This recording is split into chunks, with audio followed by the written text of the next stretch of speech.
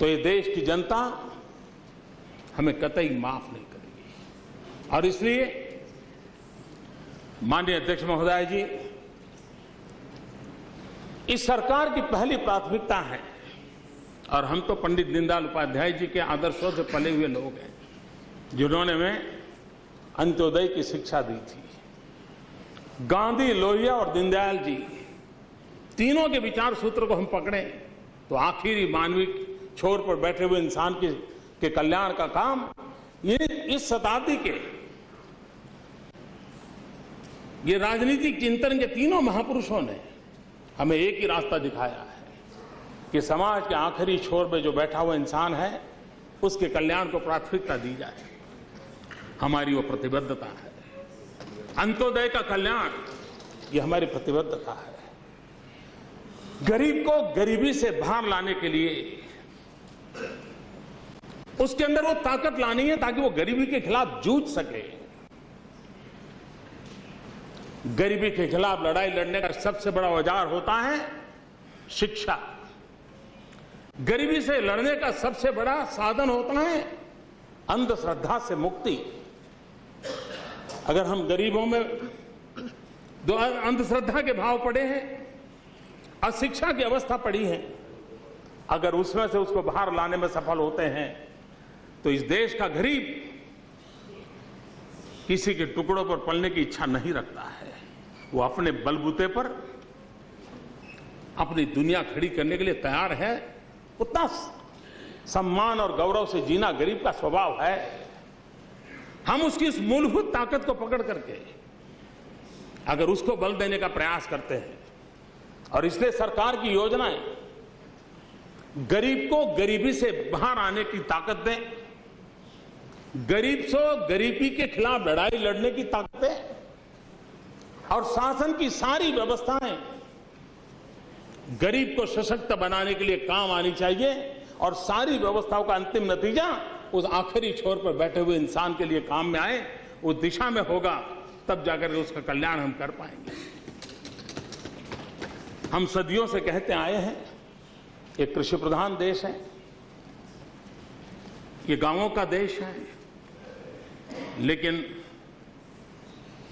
ये नारे तो बहुत अच्छे लगे, सुनना भी बहुत अच्छा लगा, लेकिन क्या हम आज अपने सीने पर हाथ रख करके कह सकते हैं कि हमने हमारे गांव के जीवन को बदल पाए हैं, हमारे किसानों के जीवन को बदल पाए हैं? यहां मैं किसी सरकार की आलोचना करने के लिए खड़ा नहीं हूं। यह हमारा सामूहिक दायित्व है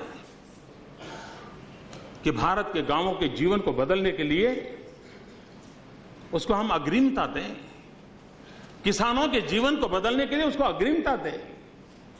और राष्ट्रपति जी के भाषण में उस बात को करने के लिए हमने कोशिश की है। यहां एक विषय ऐसा भी आया कि कैसे करेंगे। हमने एक शब्द प्रयोग किया है रर्बन, गांवों के विकास के लिए, जो राष्ट्रपति जी के भाषण में हमने देखा। जहां सुविधा शहर की हो, आत्मा गांव की हो। गांव की पहचान गांव की आत्मा में बनी हुई है। आज भी वो अपनापन, गांव में एक बारात आती तो पूरा गांव को लगता है हमारे गांव की बारात है। गांव में एक मेहमान आता है तो पूरे गांव को लगता है हमारे गांव का मेहमान है। ये हमारे देश की एक अनमोल विरासत है, उसको बनाना है, बचाए रखना है। लेकिन हमारे गांव के लोगों को आधुनिक सुविधा से हम वंचित रखेंगे क्या? और मैं अनुभव से कहता हूं, अगर गांव को आधुनिक सुविधाओं से सज्ज किया जाए तो गांव देश की प्रगति में ज्यादा कंट्रीब्यूशन कर रहा है। अगर गांव में भी 24 घंटे बिजली हो, अगर गांव को भी ब्रॉडबैंड कनेक्टिविटी मिले, गांव के बालक को भी उत्तम से उत्तम शिक्षा मिले। मान ले पल भर के लिए शायद हमारे पास हर गांव में अच्छे टीचर ना हो, लेकिन आज का विज्ञान हमें लॉन्ग डिस्टेंस एजुकेशन के लिए पूरी ताकत देता है। शहर में बैठ करके भी उत्तम से उत्तम शिक्षक के माध्यम से गांव के आखिरी छोर पर बैठे हुए स्कूल के बच्चे को हम पढ़ा सकते हैं। हम सैटेलाइट व्यवस्था का उपयोग उस आधुनिक विज्ञान का उपयोग हम गरीब बच्चों की शिक्षा के लिए क्यों न करें? अगर गांव के जीवन में हमें बदलाव लाएं तो किसी को भी अपना गांव छोड़ करके जाने का मन नहीं करता है। गांव को, नौजवान को क्या चाहिए? रोजगार मिल गया तो अपने माँ बाप के पास रहना चाहता है। क्या गांव के अंदर हम उद्योगों की जाल नहीं खड़ी कर सकते? एटलीस्ट हम एक बल दें एग्रो बेस्ड इंडस्ट्रीज को। अगर हम मूल्य वृद्धि करें, मूल्य वृद्धि पर हम बल दें, और आज उसकी एक ताकत है, उस ताकत को अगर हमने स्वीकार किया तो हम गांव के आर्थिक जीवन को भी, गांव की व्यवस्थाओं के जीवन को भी बदल सकते हैं, और किसान का स्वाभाविक लाभ भी उसके साथ जुड़ा हुआ है। सिक्किम में छोटा सा राज्य है, बहुत कम आबादी है, लेकिन उस छोटे से राज्य ने एक बहुत महत्वपूर्ण काम किया है। बहुत ही निकट भविष्य में सिक्किम प्रदेश हिंदुस्तान के लिए गौरव देने वाला ऑर्गेनिक स्टेट बनने जा रहा है। वहां के हर उत्पादन ऑर्गेनिक होने वाला है। आज पूरे विश्व में ऑर्गेनिक खेत उत्पादन की एक बहुत बड़ी मांग है। होलिस्टिक हेल्थ केयर की चिंता करने वाला एक पूरा वर्ग है दुनिया में, जो मांगो उतना दाम दे करके ऑर्गेनिक चीजें खरीदने के लिए कतार में खड़ा है। ये ग्लोबल मार्केट को कैप्चर करने के लिए सिक्किम के किसानों ने जो मेहनत की है, उसको जोड़ करके अगर हम इस योजना को आगे बढ़ाएं तो दूर सुदूर हिमालय की गोद में बैठा हुआ सिक्किम प्रदेश कितनी बड़ी ताकत के साथ उभर सकता है। और इसलिए क्या कभी हम सपना नहीं दे सकते कि हमारा पूरा नॉर्थ ईस्ट ऑर्गेनिक स्टेट के रूप में हम कैसे उभार सकें, और पूरे नॉर्थ ईस्ट को ऑर्गेनिक स्टेट के रूप में हम उभारें, और विश्व के मार्केट को कब्जा करने के लिए भारत सरकार की तरफ से उनको मदद मिले, तो वहां दूर पहाड़ों में रहने वाले लोगों की जिंदगी में कितना बड़ा बदलाव आ सकता है। कृषि के जीवन में हमारी इतनी कृषि यूनिवर्सिटीज है, बहुत रिसर्च हो रही है, लेकिन ये दुर्भाग्य रहा है कि जो लैब में है वो लैंड पर नहीं है। लैब से लैंड तक की यात्रा जब तक हम उसको बल नहीं देंगे, हम कृषि को परंपरागत कृषि से बाहर ला करके आधुनिक कृषि की ओर जाने की आवश्यकता है। गुजरात ने एक छोटा सा प्रयोग किया था, सॉइल हेल्थ कार्ड। हमारे देश में मनुष्य के पास भी अभी हेल्थ कार्ड नहीं है, लेकिन गुजरात में हमने एक इनिशिएटिव लिया था।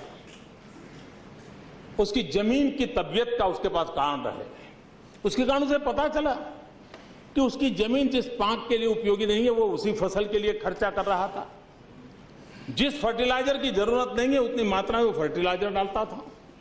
जिन दवाइयों की कतई जरूरत नहीं थी वो दवाइयां लगाता था। बेकार में साल भर में 50,000 लाख रुपए यूं ही फेंक देता था। लेकिन सॉइल हेल्थ कार्ड के कारण उसको समझ आई कि उसकी कृषि को कैसे लिया जाए। क्या हम हिंदुस्तान के हर किसान को सॉइल हेल्थ कार्ड देने का अभियान पूर्ण नहीं कर सकते? हम कर सकते हैं इसको। और सॉइल टेस्टिंग के लिए भी हम अध्ययन के साथ कमाई का भी एक नया आयाम ले सकते हैं। जो लोग मुझे पूछ रहे हैं कैसे करोगे, मैं इसलिए एक विषय को जरा लंबा खींच करके बता रहा हूं कैसे करेंगे। हमारे एग्रीकल्चर यूनिवर्सिटी के स्टूडेंट्स अप्रैल मई जून के अंदर जब वैकेशन में गांव जाते हैं, और पूरे हिंदुस्तान में जो 10+2 की स्कूल्स है जिसमें एक लेबोरेटरी होती है, क्यों न वैकेशन में वो लेबोरेटरी को सॉइल टेस्टिंग लेबोरेटरी में कन्वर्ट किया जाए। एग्रीकल्चर यूनिवर्सिटी के स्टूडेंट जो कि वैकेशन में अपने गांव जाते हैं, उनको स्कूलों के अंदर काम में लगाया जाए, और वैकेशन के अंदर वो अपना सॉइल टेस्टिंग का काम उस लेबोरेटरी में करें। उसकी कमाई होगी, उस स्कूल को कमाई होगी, और उसमें से अच्छी लेबोरेटरी बनाने का इरादा बनेगा। एक जन आंदोलन के रूप में परिवर्तित किया जा सकता है, नहीं किया जा सकता। कहने का तात्पर्य यह है कि हम छोटे छोटे छोटे प्रायोगिक उपाय करेंगे तो हम चीजों को बदल सकते। आज हमारे रेलवे की आदत क्या है? वो लकीर के फकीर हैं। उनको लिखा गया कि भाई मंडे को जो माल आए वो 1 वीक के अंदर चला जाना चाहिए। अगर मंडे को मार्बल आया है स्टेशन पे, मुंबई पहुंचाना है, और ट्यूसडे को टमाटर आया है, तो पहले मार्बल भेजता है, टमाटर बाद में भेजता है। क्यों? मार्बल अगर 4 दिन बाद पहुंचेगा तो क्या फर्क पड़ता है, टमाटर पहले पहुंचता है तो कम से कम हमने हमारी पूरी व्यवस्थाओं को सेंसिटाइज करना पड़ेगा। आज हमारे देश का दुर्भाग्य है, इतनी बड़ी टेक्नोलॉजी हुई, इंफॉर्मेशन टेक्नोलॉजी के नाम पर दुनिया में हम छाए हुए रहे, सॉफ्टवेयर इंजीनियर के रूप में हमारी पहचान बन गई, लेकिन आज हमारे देश के पास एग्रो प्रोडक्ट का रियल टाइम डाटा नहीं। क्या हम इंफॉर्मेशन टेक्नोलॉजी के नेटवर्क के माध्यम से एग्रो प्रोडक्ट का रियल टाइम डाटा इकट्ठा कर सकते हैं? महंगाई को दूर करने का हमने वादा किया और हम इसमें प्रामाणिकता से प्रयास करने के लिए प्रतिबद्ध है। और इसलिए नहीं वो सिर्फ चुनावी वादा था इसलिए कर रहा है, ये हमारी सोच है कि गरीब के घर में शाम को चूल्हा जलना चाहिए, गरीब के बेटे आंसू पी करके सो जाएं, ये स्थिति में से बदलाव आना चाहिए। और ये हम सबका कर्तव्य है, राज्य हो, राष्ट्रीय सरकार हो, सत्ता में हो या विपक्ष में हो, हम सबका सामूहिक दायित्व है कि हिंदुस्तान का कोई गरीब भूखा न रहे। और इस कर्तव्य की पूर्ति के लिए हम इस काम को करना चाहते हैं। अगर रियल टाइम डाटा हो, आज भी देश में अन्न के भंडार पड़े हैं, ऐसा नहीं कि अन्न के भंडार नहीं है, लेकिन व्यवस्थाओं की कमी है। अगर रियल टाइम डाटा हो, सरकार के पास ये जानकारी है कहां जरूरत है, रेलवे का जब लल पीरियड हो उस समय उसको तभी से शिफ्ट कर दिया जाए और वहां अगर गोडाउन बनाया जाए, रख दिए जाए, तो इस समस्या का समाधान हो सकता है। फूड कॉर्पोरेशन इंडिया सालों से ढांचा चल रहा है, क्या उसको आधुनिक नहीं बनाया जाता? प्रोक्योरमेंट का काम कोई अलग करे,